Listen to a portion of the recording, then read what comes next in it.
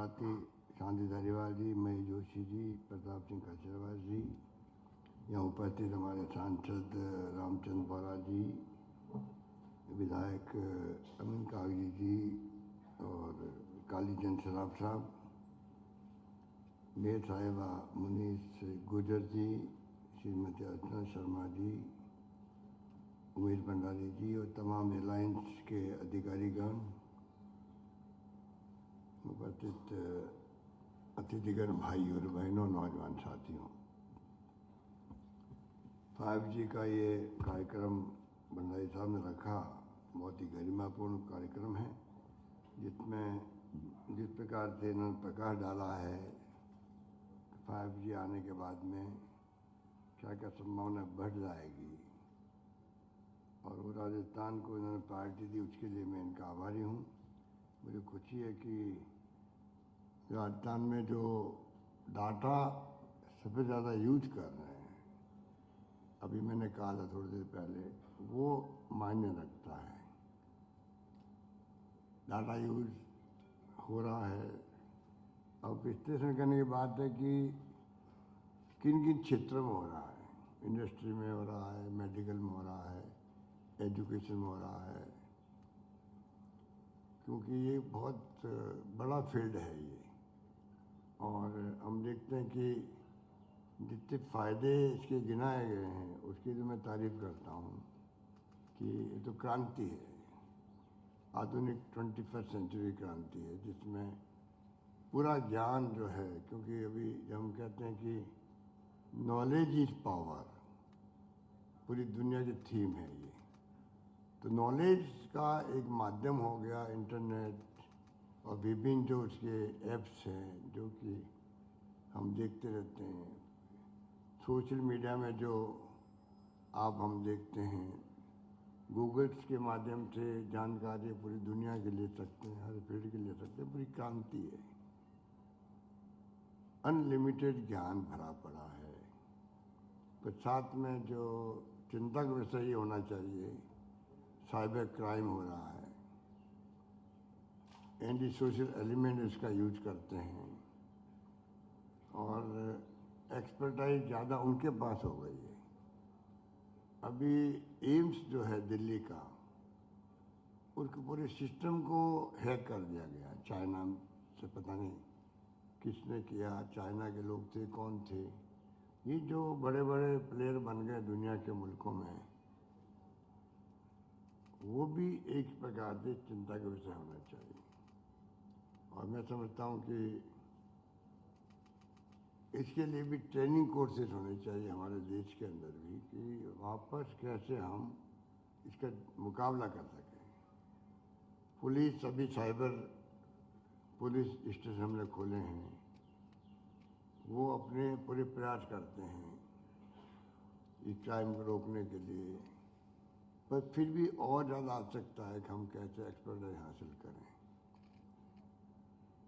ये एक बहुत बड़ा चिंता का विषय भी होना चाहिए।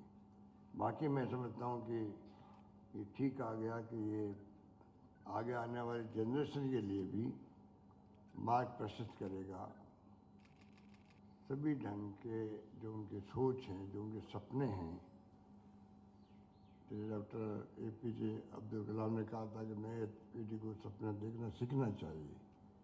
तो सपने साकार करने में भी ये आपका इंटरनेट सेवाएं और जितनी एडवांस होगी ये, मुझे नहीं मालूम कि दुनिया के मुल्कों में 5G के बाद में कौन सा जी आ गया है। भंडारी साहब को शायद मालूम होगा, नहीं मालूम, क्योंकि 5G के बाद में भी और आगे एडवांस टेक्नोलॉजी आ चुकी होगी।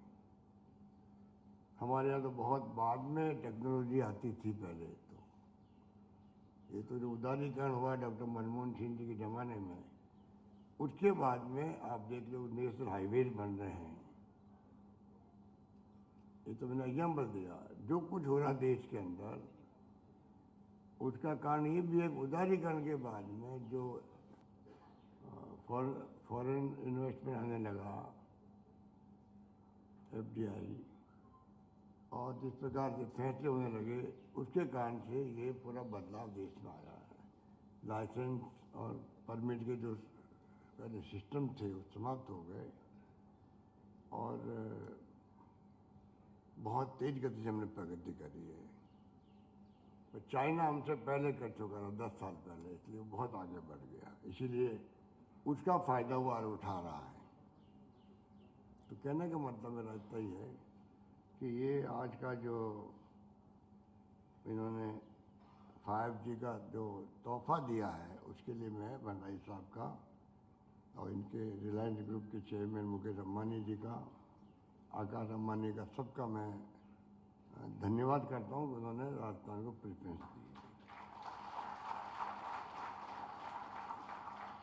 उम्मीद करता हूँ कि इस काम को ये और तेज गति से आगे बढ़ाएंगे और राजस्थान को टारगेट रख के आगे बढ़ेंगे, क्योंकि श्रीनाथ जी के भगत हैं। श्रीनाथ जी से इन्होंने लॉन्च किया है, तो फिर कहने की बात ही क्या है। जब श्रीनाथ जी के भगत हो, पूरा ग्रुप भगत है, और आकार अंबानी आए थे वहाँ, मैंने पढ़ा था अखबार के अंदर, तो हम समझ सकते हैं ज़्यादा कहने की आवश्यकता नहीं है। और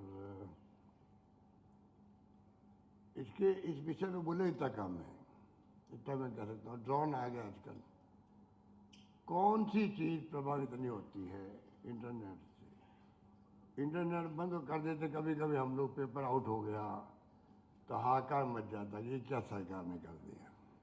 तो आप सोच सकते हो कि कितना बड़ा इंटरनेट की इतनी हैबिट पड़ गई हमारी कि 5 दोस्त बैठते हैं आपस के अंदर, 3-4 घंटे बैठे रहते हैं, आपस में बात नहीं करते हैं, इंटरनेट से बात करते हैं, मोबाइल से बात करते हैं। ये टाइम आ गया है। वो अच्छी बात भी नहीं मानता हूँ मैं। आपस में एक्सचेंज खुद हो, फिजिकली बातचीत करें, संस्कार, संस्कृति, परंपरा की बात करें, वो तमाम इंटरनेट पर घुस गई है। तो ये इंटरनेट के बगैर अब किसी का काम चलता ही नहीं है। इंटरनेट तो एक प्रकार से अफीम की तरह हो गया है। अफीम की तरह हो गया। अफीम नहीं लेने वाली क्या स्थिति बनती है आप सोच सकते हो। वो स्थिति हो गई कि अगर इंटरनेट बंद है, कि गांव चले गए या कहीं कस्बे में चले गए और कहीं चले गए, और मान लीजिए सिग्नल कम आ रहे हैं, तो सीधा माइंड डिस्टर्ब हो जाता है, ये क्या हो गया, खूब ट्राई करो ट्राई करो ट्राई करो। इसलिए इंटरनेट का अपना महत्व है, उसको मुझे समझने की जरूरत नहीं आप सबको। मैं तो इतना ही कह सकता हूँ कि आधार कार्ड बन गया, ये तमाम जो पूर्ति हो रही है, पीडीएस सिस्टम आपका, पब्लिकेशन सिस्टम, डीबीटी आपकी, करोड़ों लोगों का आप सीधा पैसा भेज दो। मैंने भी मेरे पैसे 35 लाख लोगों को डीबीटी की 5 बार कोरोना के अंदर, कोई भूखा नहीं सोना चाहिए। ढूंढ करके उन लोगों को ढूंढा जो रेहड़ी पट्टी वाले थे, जो सब लॉकडाउन में हो गए, तो ठेले वाला का तो बिजनेस चलता है, उससे चलता है कि लोग आगे खरीदारी करेंगे। लोग खुद ही घरों में बंद हो गए तो खरीदारी कौन करे। कई लोग तो रेनोवेशन में रहते हैं, उनको ढूंढा गया। रेलवे स्टेशन में सो जाते हैं, उनको ढूंढा गया। ढूंढ के मैंने 35 लाख लोगों को 5 बार में 1-1 हज़ार, एक बार 1500 रुपये भेजे, 5,500 कम से कम उनको खाने के लिए आराम हो गया। तो कहने का मतलब तमाम इंटरनेट सेवा नहीं होती तो फिर आप सोचे तो क्या होता।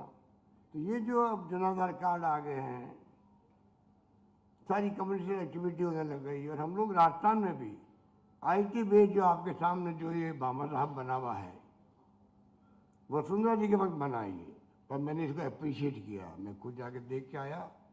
ये बहुत बड़ी उपलब्धि है राजस्थान की। हिंदुस्तान में शायद इतना बड़ा हब इतना कहीं नहीं होगा, वो अब बना है।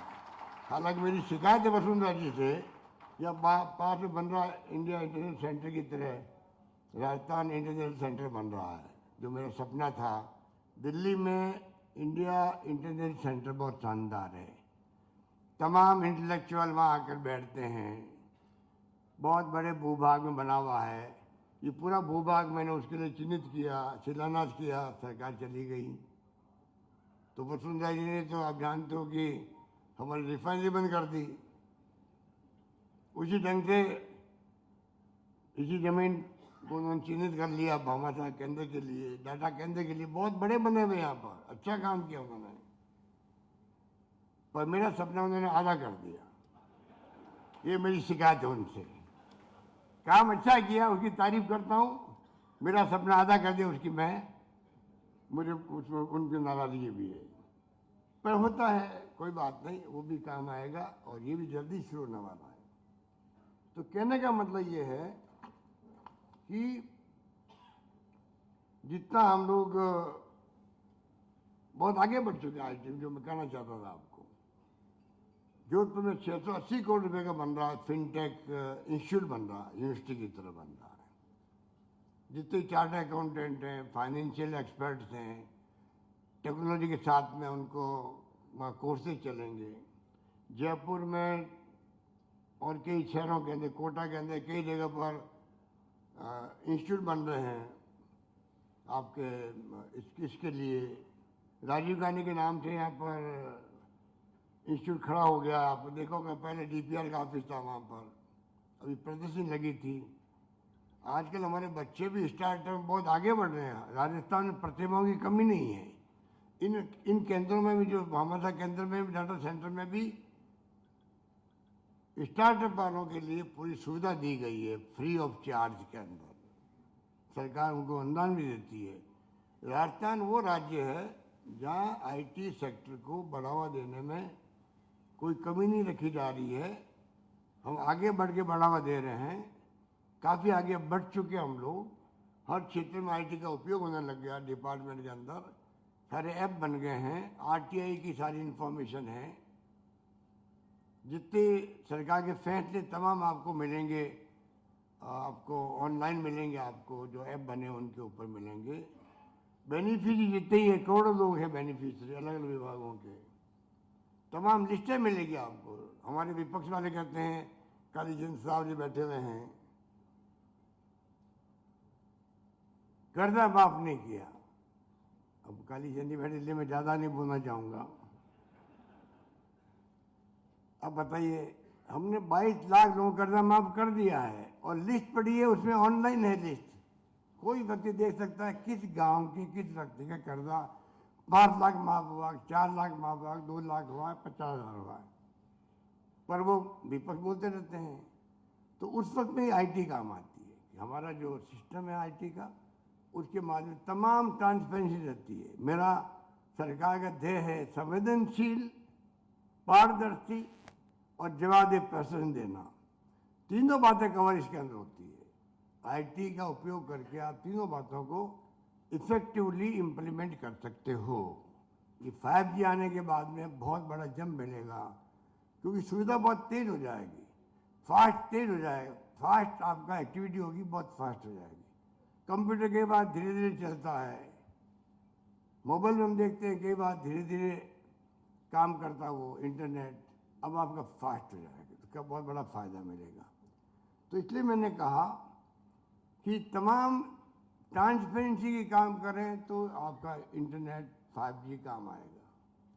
जवाबदेह प्रशासन की मैं बात करूं, हमने वादा किया आपसे, आप हमें पूछ सकते हो। इतना आपके पास में कंट्रोल रूम बना हुआ है, हमारे लोग बैठे हुए हैं 181 पे, बात कर सकते हैं। वो कैसे होता संभव?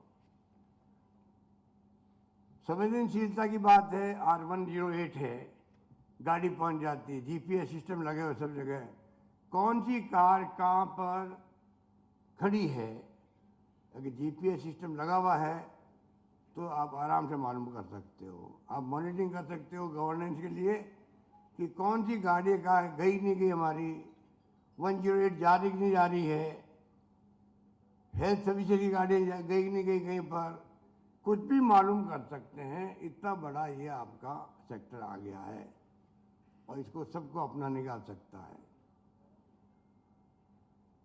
हालांकि हमने अभी अनाउंस किया था चिरंजीवी योजना हमारी, आज हिंदुस्तान में नहीं, शायद दुनिया के मुल्कों में कहीं ऐसी योजना नहीं है। हिंदुस्तान में तो खैर 10 लाख का बीमा कहीं नहीं है देश के अंदर, मैंने दिया यहाँ पर। आज गरीब आदमी पूछिए, आप किसान पूछिए, दलित, किसी वर्ग को पूछिए, अमीर गरीब में कोई भेदभाव नहीं है, सबका बीमा कर दिया, 10 लाख का कर दिया। और ऊपर से ऑर्गन ट्रांसप्लांट करना फ्री है, वो अलग से। किसे कहते हैं? 10 लाख में 4 लाख खर्च हो गए, मान लीजिए आपके प्राइवेट कहीं गए अस्पताल में, कहीं चले गए, 6 लाख बचे और घर में तकलीफ आ गई, किडनी ट्रांसप्लांट की आ गई, आपका बोन मेरो ट्रांसप्लांट करना है, लीवर ट्रांसप्लांट करना है, 10-15 लाख रुपए लगते हैं। उसके लिए अलग पैकेज मैंने बनाया, 6 लाख बचे रहेंगे उस परिवार के लिए, 15 लाख भी सरकार देगी उस परिवार को, उसका लीवर ट्रांसप्लांट करवाएगी।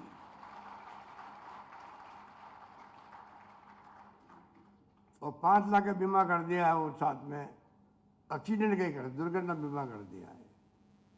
कहीं दुर्घटना हो जाए, पानी में डूब जाए, 5 लाख रुपए उसी योजना में, चेंज योजना मिल जाएंगे उसको। तो कहना मतलब कि ये तमाम योजनाएं जो लागू हमने करी है, ये IT बेस्ड योजनाएं भी है, उसके कारण से हमें इसका लाभ मिलेगा। इसलिए मैं कहना चाहूँगा कि गवर्नेंस के अंदर जो भूमिका है इंटरनेट की, IT की, उसको हमें समझना पड़ेगा कि किस प्रकार से उसका उपयोग अधिक से अधिक हम करें। राजस्थान सरकार वो सरकार है जो करने लग गई है। इसलिए मैंने कहा आपको, पिछली बार जब मैं CM था तो मैंने 3% हर बजट में, हर विभाग में रखा जानबूझ करके, जिससे कि हर विभाग के लोगों की हैबिट बढ़े। इसमें हैबिट बढ़ना जरूरी है। हमारे कई घरों में देखा होगा आपने, कई लोग तो बच्चे सीख जाते हैं मोबाइल चलाना, इंटरनेट को यूज करना। कई परिवार में मुखिया भी होते हैं, वो उसको झुंझलाहट होती है उनको, कहाँ झगड़े में पड़े, कहाँ इसको चलाए, चलाते नहीं वो, तो चलाने लग जाता है, उसको मालूम पड़ता है कि इसमें कितनी बड़ी, इसमें कितना बड़ा ऐसे ऐसे ऐप्स डाले हुए हैं, ऐसी एक्टिविटी है कि उसका पूरा फायदा हम ले सकते हैं। टेलीफोन नंबर, कल्पना कीजिए आप, मोबाइल फ़ोन किसे कहते हैं? आप मैंने कई लोग बैठे हैं सीनियर्स, कोई जमाना था टेलीफोन ऑपरेटर में निर्भर रहना पड़ता था हम लोगों को टेलीफोन बात करने के लिए, जयपुर जोधपुर में भी, जयपुर बस्ती के अंदर भी, और टेलीफोन ऑपरेटर की मर्जी होती तो बात करवाते वहाँ, वो टाइम हमने देखा है। व्यापारी लोग उसको भी घूस देते थे, जल्दी बात करवा दिया कर मेरी तो बात, वो टाइम था। आज बताइए क्रांति हो गई है आपकी, मोबाइल फ़ोन 10 बटन दबाओ, दिल्ली, बम्बई, लंदन, अमेरिका, कहीं बात कर लो। बात ऐसी होती थी कि लोकल बात हो रही हो, वो जमाने में बातें होती नहीं थी साहब। क्या लंबी कहानी क्या बताएं, रेलवे के रिजर्वेशन में लग गए। पहले आप 10 दिन तक रोज पूछते थे भाई मेरा आगे कन्फर्म मांगूंगा दिल्ली से कलकत्ता का। अब क्या स्थिति बहुत बदल गई, और 5G आने के बाद मैं समझता हूँ कि बहुत बड़ा जंप मिलेगा हम लोगों को। यही बात कहता हूँ, मैं आप सबको बधाई देता हूँ, राजस्थान वासियों को। आज विशेष कर जयपुर, जोधपुर और तीसरा आपका है उदयपुर, 3 शहरों में आज आप लागू किया है। मैं उम्मीद करता हूँ कि भंडारी जी थोड़ी जोधपुर रहने वाले ही हैं, इसलिए मेरा हक बनता है इनके ऊपर कि थोड़ा अभी इन्होंने बहुत मदद करी हमारी। कोरोना के अंदर ऑक्सीजन को लेके आपको नहीं मालूम कितनी मारामारी हुई थी। मैंने धारीवाल जी को 3 मंत्री को भेजा था दिल्ली के अंदर। मैंने खुद प्रधानमंत्री जी से, अमित शाह जी से, और जो स्वास्थ्य मंत्री जी से, किसी से बात मैंने खुद ने नहीं करी, इनको भेजा। इन्होंने ऐसी स्थिति पैदा कर दी कि अमित शाह जी को और धर्मेंद्र प्रधान जो भी थे उन सबको आना पड़ा। वही IT काम आया, वहाँ पे इंटरनेट काम आया कि वीडियो कॉन्फ्रेंसिंग की बात करी। फिजिकली मिलना तो आप जानते हो कि कोरोना के अंदर सब डरते थे आपस के अंदर, तो ऐसी स्थिति हमने कर दी कि राजस्थान में ऑक्सीजन की कमी से लोग नहीं मरे। बम्बई में मरे होंगे, दिल्ली में मरे होंगे, अहमदाबाद में मरे कितने, राजस्थान में हमने लड़ के झगड़ करके उम्मीद हमारे भंडारी जी को बैठा दिया, मैंने वीडियो कॉन्फ्रेंसिंग मीटिंग को बैठा दिया इनको रोज, जो हमारी डॉक्टरों के साथ में और रोज रिव्यू करते थे हम लोग, इनको बैठा दिया गया भाई कि आप मुकेश भाई से बात करो, हमें ऑक्सीजन की जरूरत है। किसी को नहीं छोड़ा, एलन मित्तल को नहीं छोड़ा, लंदन बैठे हुए थे वो, इनको नहीं छोड़ा, किसी को नहीं छोड़ा। जहाँ बस चला अपना, ऑक्सीजन आनी चाहिए हमारे यहाँ पर। हमें पता नहीं क्या क्या बातें हुई, जमशेदपुर पता नहीं कहाँ करीब अलॉटमेंट कर दी, जाना मुश्किल भी था।